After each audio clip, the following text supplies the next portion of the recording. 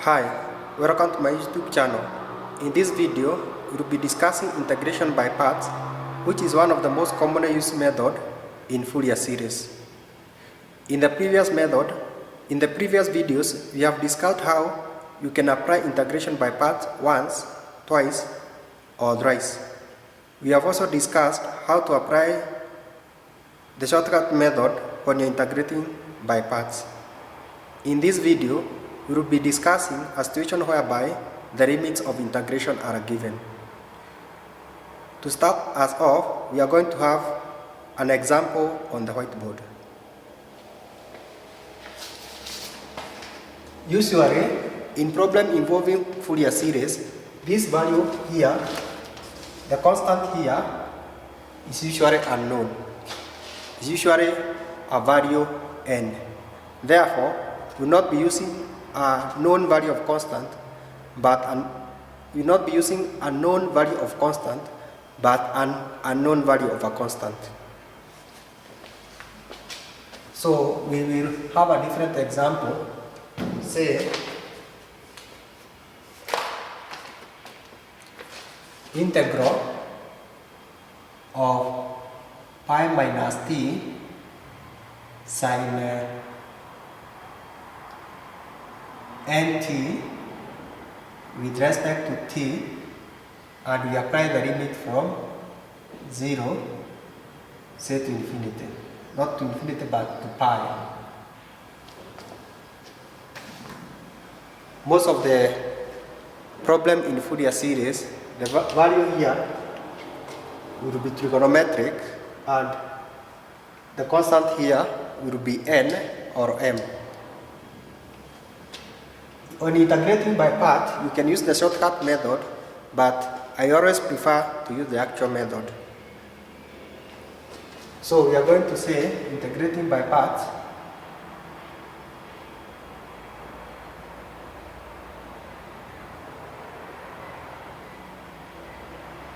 The formula is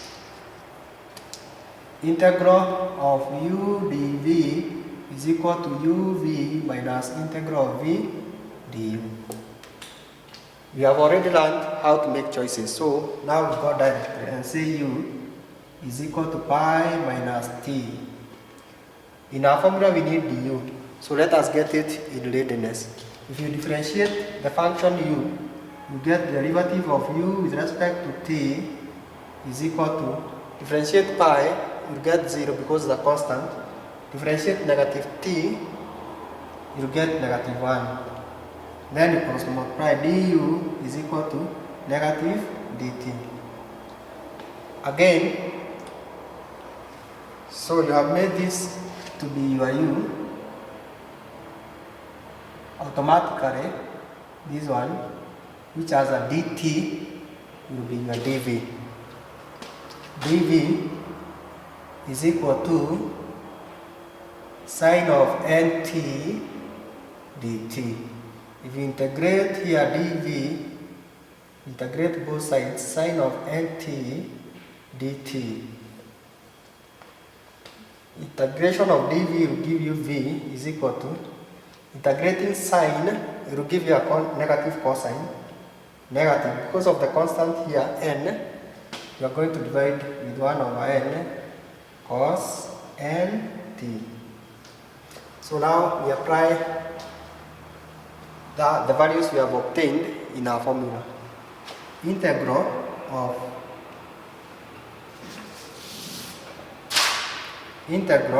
of pi minus t, which is our u, sine nt dt, that is integral of u dv is equal to uv, where u is pi minus t multiplied by v, which is negative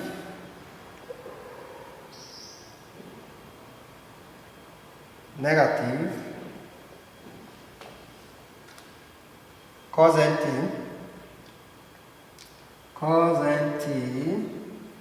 all over n minus integral of v, which is 1 over negative 1 over n cos negative 1 over n cos nt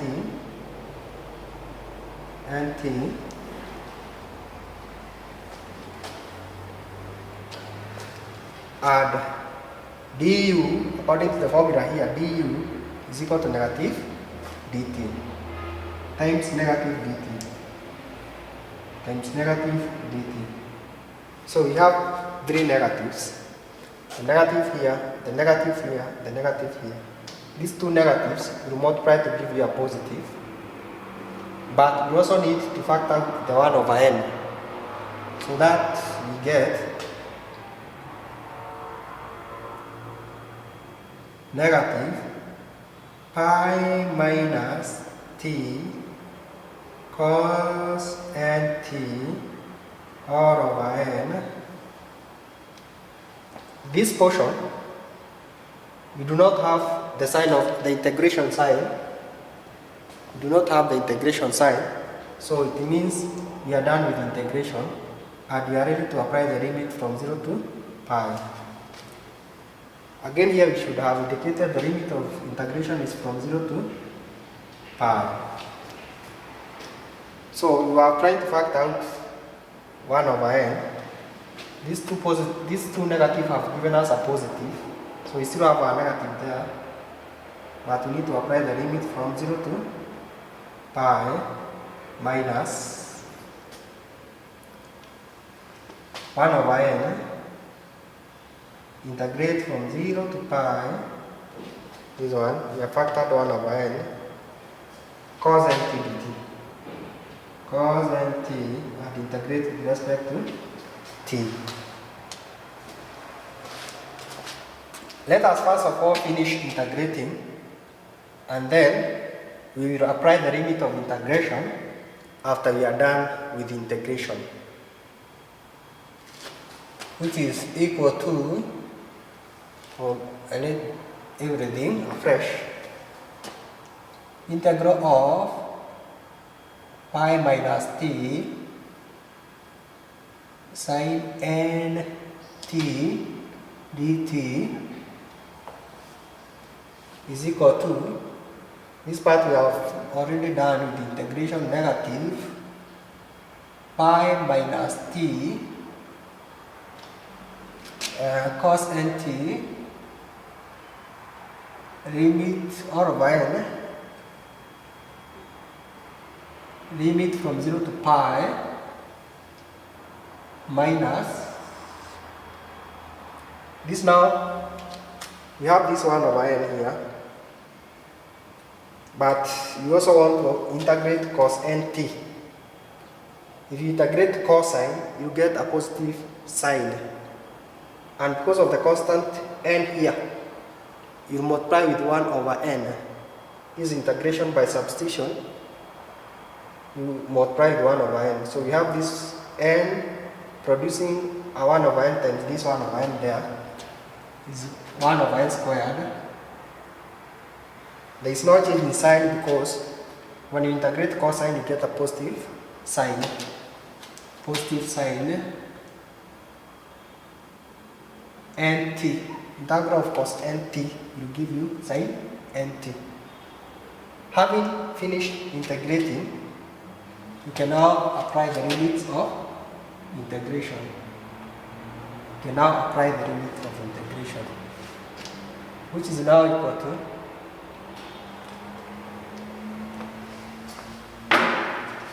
we do not know the value of n, pi minus t. When you are integrating, when you are applying the limit, you usually start by applying the upper limit. The variable of integration is t. You are integrating with respect to t. So, wherever you have t, you apply the limit. Pi. Usually start by applying the upper limit. The value you get, you subtract by the value you get after applying the lower limit. So apply the upper limit, get a certain value, apply the lower limit, get a certain value, and then you subtract the two. So let us apply the upper limit. In applying the limit, whenever you have t, you put the value of the limit. So here, the upper limit is pi, so it's pi minus pi, which will definitely give us 0, cos n pi, cos n pi, all over n, minus the lower limit. So this, for this portion, is here you have a negative. This is negative because I know thus half bracket minus the lower limit, which is pi minus 0. So minus the lower limit, which is pi minus 0, which is pi, cos, if you put where you have t, you put 0, you get 0, cosine of 0. But cosine of 0 is 1. So this is very important. A lot of students confuse here. They say cosine of 0 is equal to 1. That's why I wanted us to apply, to have an example where you are supposed to apply the limit, so that you can see where students a lot of time make mistakes.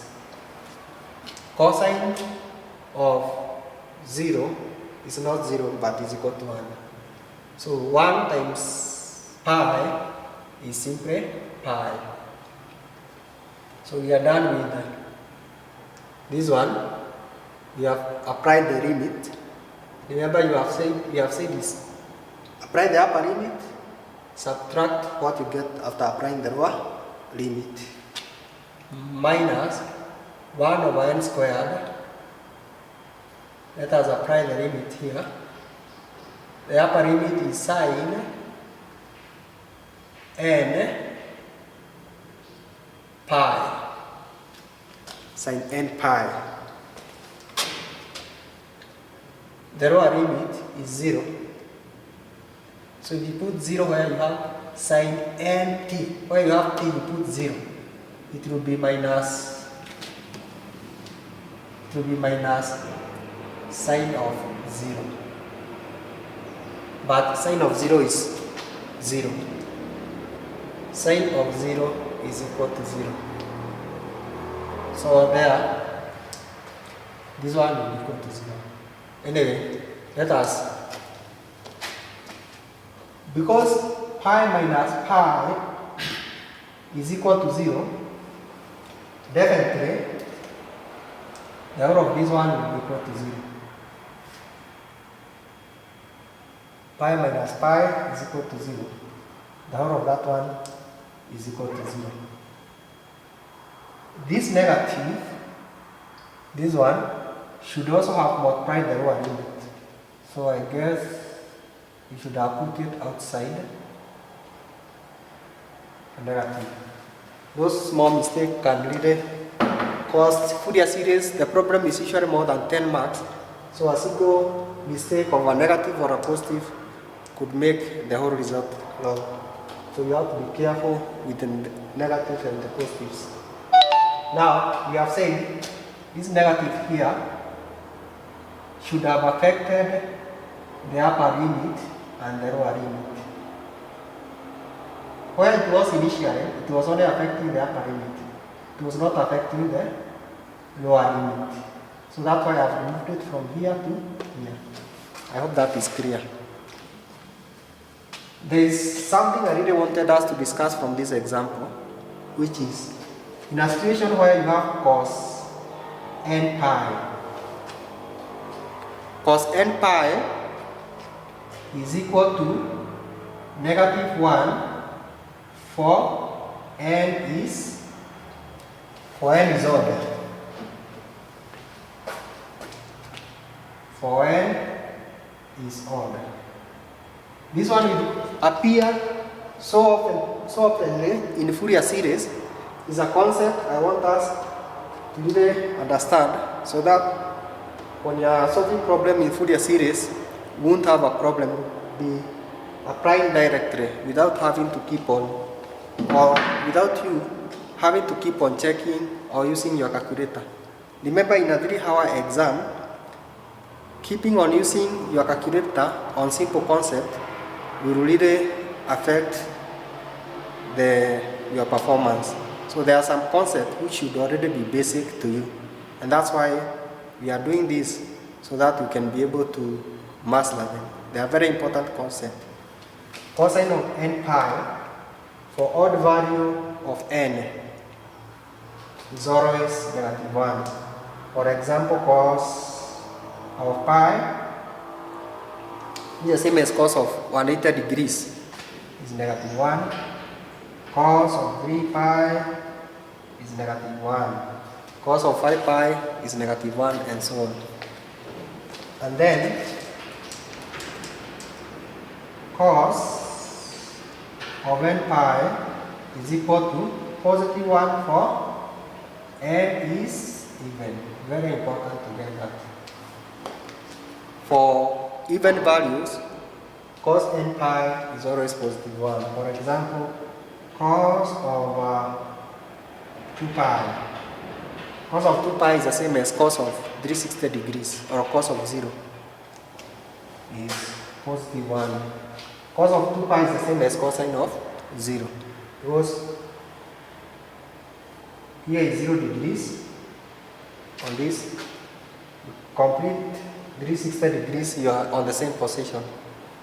So cosine of 0 is the same as cosine of 360 degrees, or cosine of 0 is the same as cosine of 2 pi. Cosine of pi, cosine of 4 pi again is 1.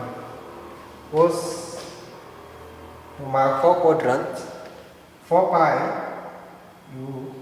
that is 2 pi radians, or 360 degrees, and then another 2 pi to give you 4 pi. So you are on the same position, which is 0 position, or 360 degrees position.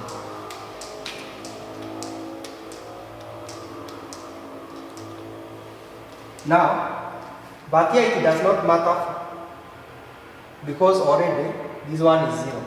I only wanted to bring to your attention, in a situation whereby this one is not equal to 0, this one will be alternating from positive to -1, depending on the value of whether it's odd or even. So here we multiply the negative here with this negative, we get pi. Again here, this one will be 0. Why? Sin n pi is always equal to 0, no matter the value of n. Sin 1 pi, which is same as pi, is equal to 0.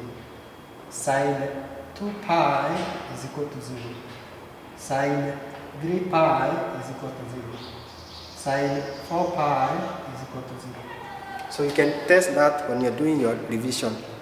Put the values in the calculator, but remember to change the setting of your calculator from degrees to radian. Again, a lot of students make that mistake whereby their calculator is set into degrees, but they are entering radians in their calculator. So that one again will give you completely wrong result, just for a simple mistake of not changing the setting of your calculator. So this one does not matter, the value of n is equal to 0, and also sine of 0 is equal to 0. So if you multiply n with 0, n squared with 0, it is 0. Therefore you can see integral of